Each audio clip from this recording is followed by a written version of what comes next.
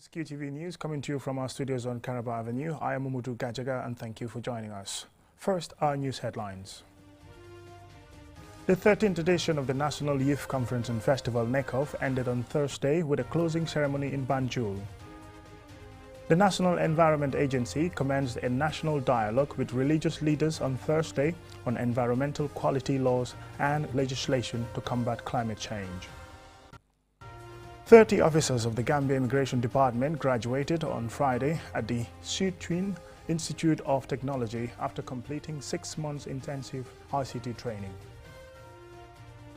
The Gambia's High Commissioner to Sierra Leone, Aliou K. Jammeh, also the accredited ambassador to Côte d'Ivoire, has presented his letters of credence to President Alassane Ouattara of the Republic of Côte d'Ivoire. In international news, the High Court of Kenya has ruled that forced sterilization of women living with HIV and AIDS is a violation of their human rights. Those were the news headlines, and now the news in detail.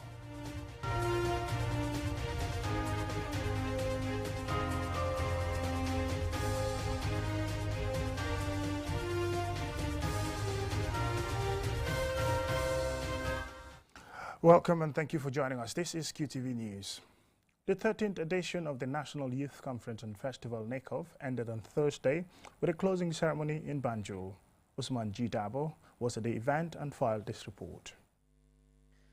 The week-long convergence, which brought together about 2,000 young people from all the regions of the country to discuss issues related to youth empowerment and employment, among other things, ended with a ceremony attended by the First Lady, the Minister of Youth and Sports, and other dignitaries. Farmaba Barrow, the First Lady of the Gambia, reminds the gathering of the need to encourage and empower the youth, who she described as the foundation of development of any successful country. We need to encourage our youth to become innovative and productive to enable our country to develop and prosper. Moreover, the youth also need to be given the right tools and opportunity to strive, prosper and contribute to national development. Bakari Waibaji, the Minister of Youth and Sports, states that the 2022 National Youth Conference and Festival is one of the best convergences organized in the Gambia.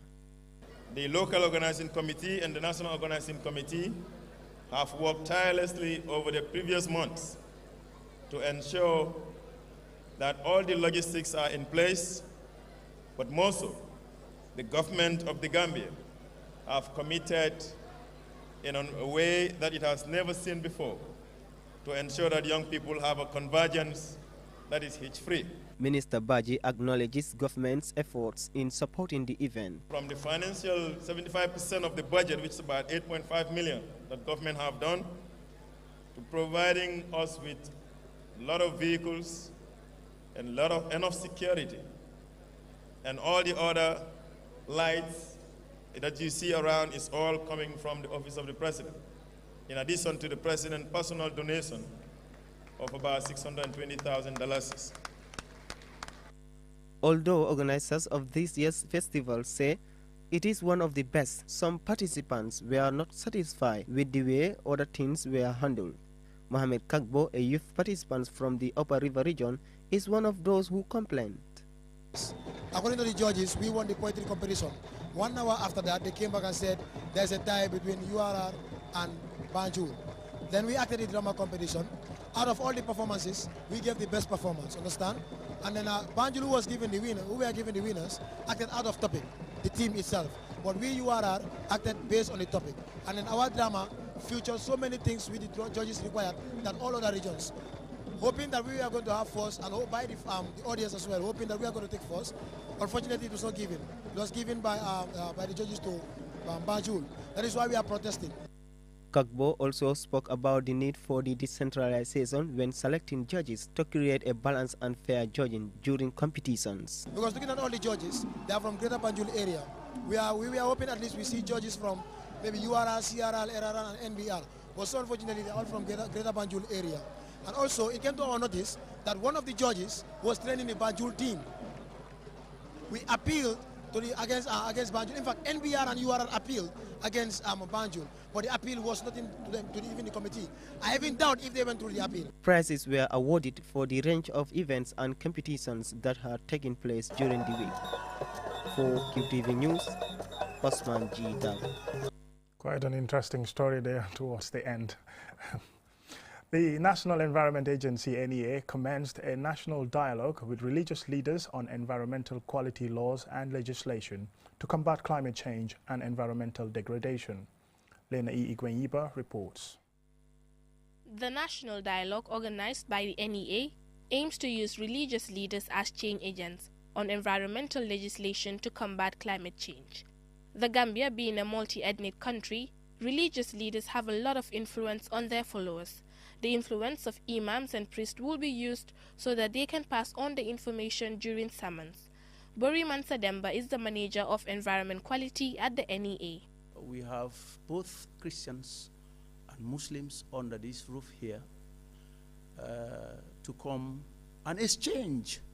It is not going to be a one-way discussion. It will be a two-way discussion so that we have a mixed basket that will go very far in enhancing environment as a life support system, which, if it degrades, life degrades.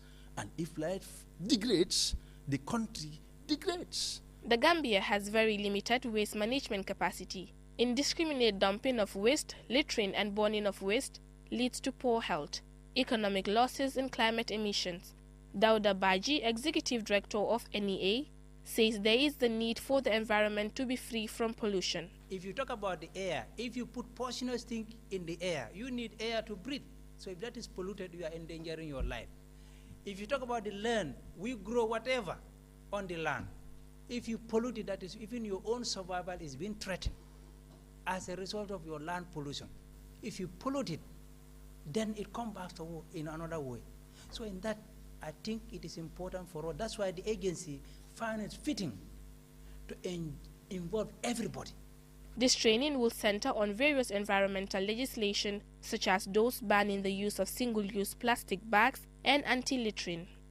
Reverend James Bowen speaks about the importance of health in our lives and gave an assurance that the need to maintain a clean and conducive environment will be conveyed to their flock. Having confidence in us that we will go and deliver the message to our followers, and that is why we are called here to have a dialogue with them.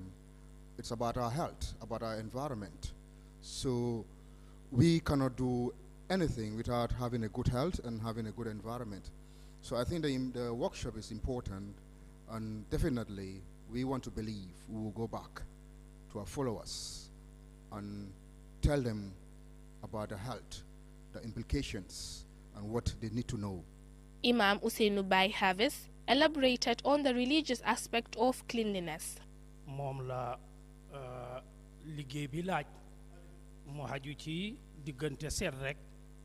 What the job requires is to be clean, to clean one's environment, the water we drink, and everything we do. Because even in Islam, the Prophet mentioned it. Cleanliness is part of godliness. The national dialogue will also strengthen sensitization and awareness for religious leaders to use their influence to change mindsets away from damaging our environment. Reporting for QTV News, I am Lena E. Gwenyiba. 30 officers of the Gambia Immigration Department graduated on Friday at the Suitin Institute of Technology after completing 6 months intensive ICT training designed to provide the required human resource to meet the ICT needs of the Immigration Department. Alusise Hasmo. The training forms part of the Gambia Immigration Department's ongoing reform agenda under the leadership of Director General Sidi M. Toure, who has launched several ICT-related projects. A well-trained workforce in ICT for proper and safe data keeping is critical for the effectiveness and sustainability of such projects. We consider this very strategic. As you are aware, we are jointly implementing 5 mega projects. These projects are the biometric passport project. You are talking of the machine readable. You are talking of the migration information data analysis project. That's the MIDAS project. The Sikari Port project is there. And then also, finally, this other project that we are jointly implementing with Geneva Center for Security Sector Governance, that's the DICA project. All these projects are IT related. So certainly there is need for more and more immigration officers to be trained on information technology. The immigration boss reveals that work is in progress to launch a website to provide all the needed immigration-related information to the public. He used the occasion to deny allegations of issuing national documents to non-Gambians.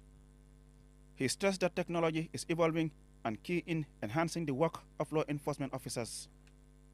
Suleiman Kamara, CEO and Chairman, Suitin, is confident that the knowledge gain will greatly impact the work of the participants and help guard data against cyber attacks. There is indeed a need to keep pace with technological technologies that assist law enforcement globally and adopt them as suited to their own environment.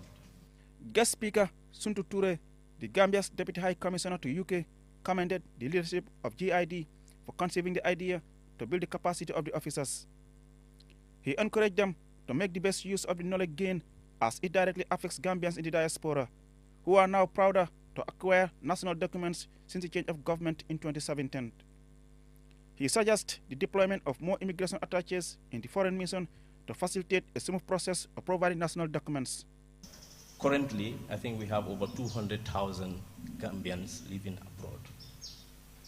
So out of these people, some are now realizing their children need to have Gambian documents. And all of that has to pass through you. His institution is the accredited and the right authority, only authority that can help us get Gambian passports and ID cards. Mamanding S. Diba, the Gambia Immigration Department's Public Relations Officer, said the training forms part of the department's 5-year strategic plan. Amiganis Kebe, a participant, delivered the vote of thanks. I would like to thank our brilliant and truly outstanding director, whose leadership and vision is exemplary. We are indeed grateful and appreciative for the good gesture you have for us and the department at large. The Gambia Immigration Department and Suitin intend to strengthen the partnership for their mutual benefit. Reporting for QTV News, I am Aliou Cisse.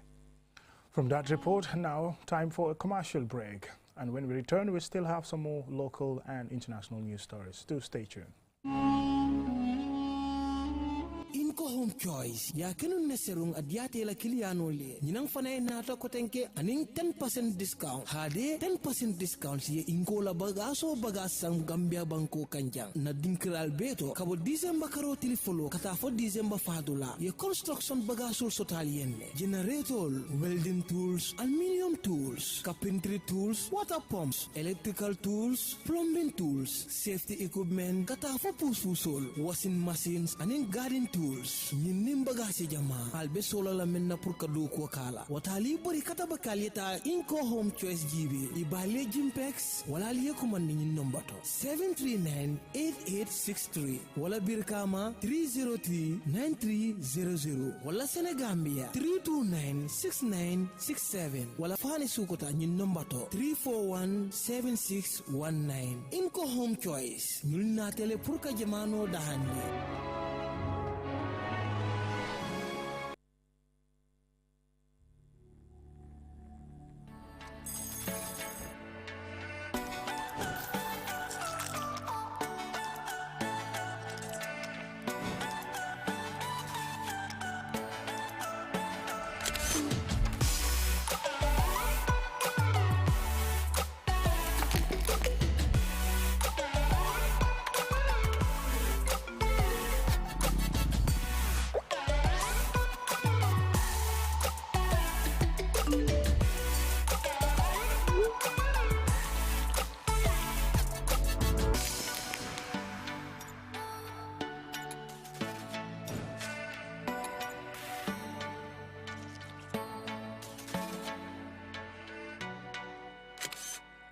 House of Chicken by King Baker Foods on Senegambia Highway, where every bite tells a story.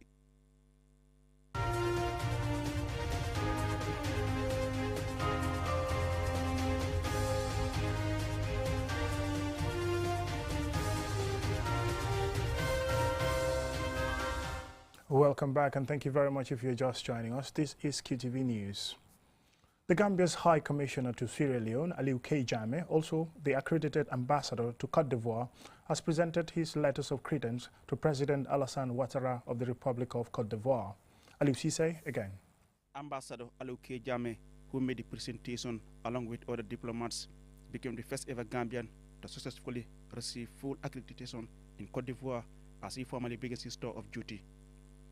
Jammeh described it as a renewal and a promising era in the bilateral relations of the two countries. In a series of engagements with the Office of the Presidency and senior state officials of the government of Cote d'Ivoire, Ambassador Jammeh held discussions on a range of issues including air connectivity, agriculture, education, trade, among other mutual interests, were highlighted as priorities to deepen relations.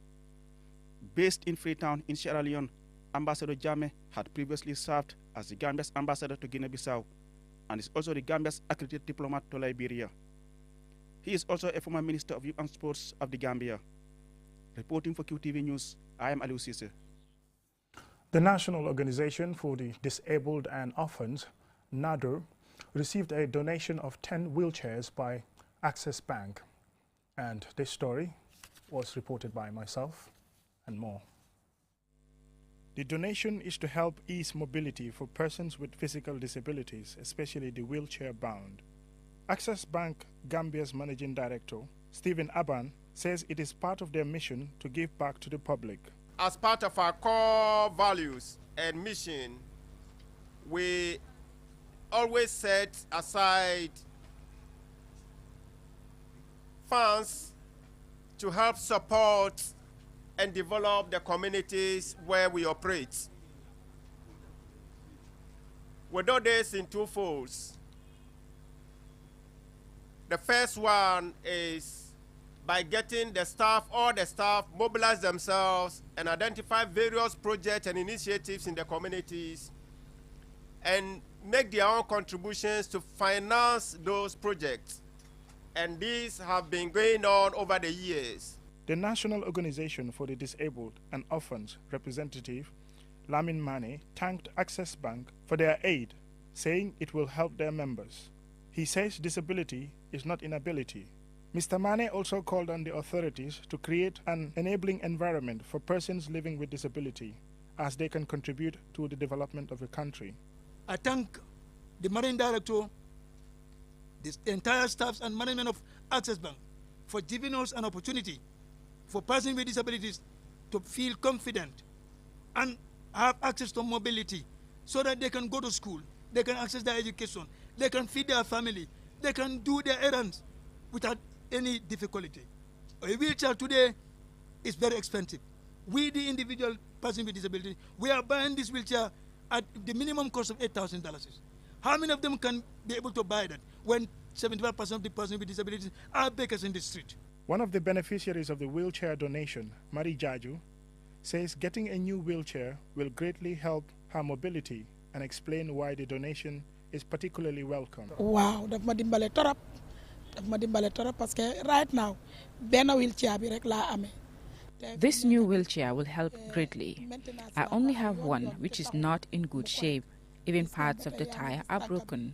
I'm really pleased and I'm praying for Access Bank to be more progressive. Umodu Gajaga, QTV News. The Gambia Armed Forces organized a military drill competition between the military battalions to showcase their skills and talents. The event was held at the Fajara Barracks. Usman Jidabo tells us more.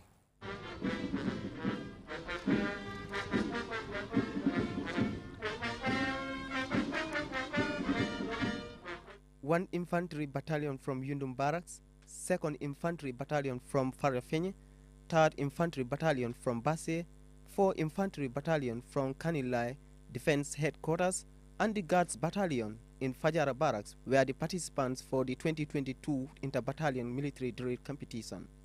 The competition aimed to showcase military culture and the tradition of regimentation and discipline of the individual soldiers, as well as fostering unity and cooperation between the security forces. Yakuba A. Drame, the Chief of Defense Staff of the Gambia Armed Forces, reveals that the drill competition is part of the strategies to reform the Gambia Armed Forces and to keep the military in good shape.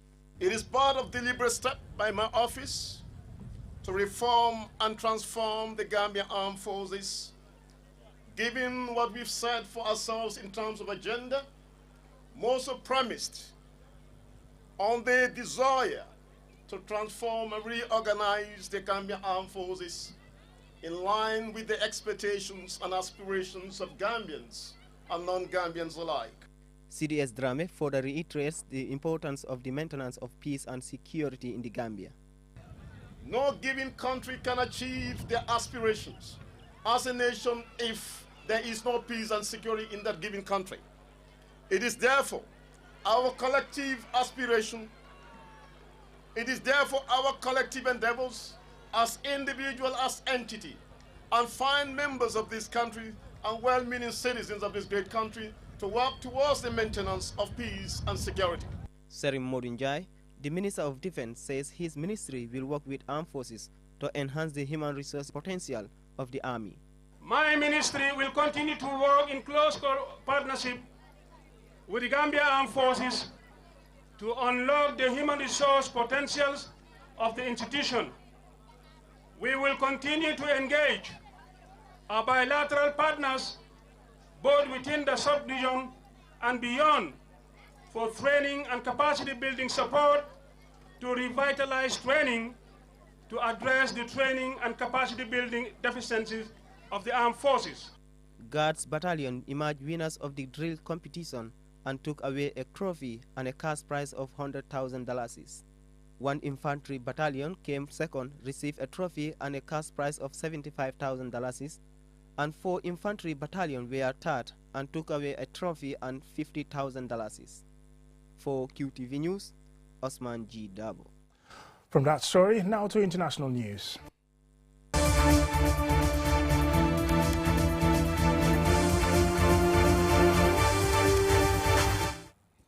The High Court of Kenya has ruled that forced sterilization of women living with HIV and AIDS is a violation of their human rights. The United Nations Programme on HIV and AIDS welcomed the judgment. This story by Julden Jai is narrated by Suleiman Dabo. The sterilization of HIV-positive Kenyan women without their consent first sparked outrage in 2012 when a report titled Robbed of Choice described the experiences of 40 women living with HIV who had been forcibly or coercively sterilized.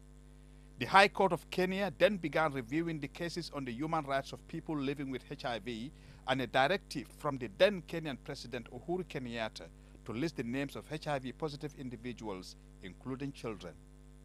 This landmark judgment follows a case brought forward in 2014 by a Kenyan woman living with HIV, who was forced to undergo tubal ligation, thus taking away her ability to have children. The High Court found that the performance of this operation without consent amounted to a violation of her rights to non-discrimination, to dignity, to health, and to family. In a media release, Winnie Byanyima, Executive Director of UNAIDS, says her organization stands ready to work with all governments to ensure such practices are eliminated completely and that women living with HIV are able to access health services without stigma or discrimination. HIV-related stigma and discrimination has a significant impact on the health, life, and well-being of people living with or at risk of HIV. Stigma and discrimination hinder the HIV response by limiting access to broader sexual and reproductive health and other health services. UNAIDS continues to work daily to ensure that governments invest in preventing and responding to violations linked to the forms of intersectional discrimination to which people living with HIV have been subjected to. The plaintiff in the case stated that the case is never about the money, but she wanted to fight for herself and all women who have had a similar experience and to ensure this does not happen to other women who are living with HIV. The UNAIDS country director for Kenya also commented on the importance of this case, saying that it is only through a human rights approach that we will end AIDS as a public health threat. That approach includes the right to start a family and have children, the right to decide the number and spacing of their children, the right to reproductive autonomy, and the right to access quality services to support their reproductive health choices based on their informed, safe and voluntary consent. These are fundamental human rights that belong to all women, regardless of HIV status, and are guaranteed in global and regional treaties. UNAIDS is leading the global effort to end AIDS as a public health threat by 2030 as part of the Sustainable Development Goals. Since the first cases of HIV were reported more than 35 years ago, 78 million people have been infected with the disease and 35 million have died from AIDS-related illnesses. This ruling came in December, a few days after World AIDS Day, which was commemorated on the 1st of December, to show support for those who have been diagnosed with and remember those who have been lost to the disease. Suleiman Dabo for QTV News. Now, before we end this news bulletin, here is a recap of the main news headlines. The 13th edition of the National Youth Conference and Festival NECOF ended on Thursday at a closing ceremony in Banjul. The National Environment Agency commenced a national dialogue with religious leaders on Thursday on environmental quality laws and legislation to combat climate change. 30 officers of the Gambia Immigration Department graduated on Friday at the Suitin Institute of Technology after completing 6 months intensive ICT training. The Gambia's High Commissioner to Sierra Leone, Aliou Kejame, also accredited ambassador to Cote d'Ivoire, has presented his letters of credence to President Alassane Ouattara of the Republic of Cote d'Ivoire. In international news, the High Court of Kenya has ruled that forced sterilization of women living with HIV and AIDS is a violation of their human rights. That's all in this edition of QTV News. Thank you very much for watching. Join us tomorrow for more news and have a pleasant night. Bye.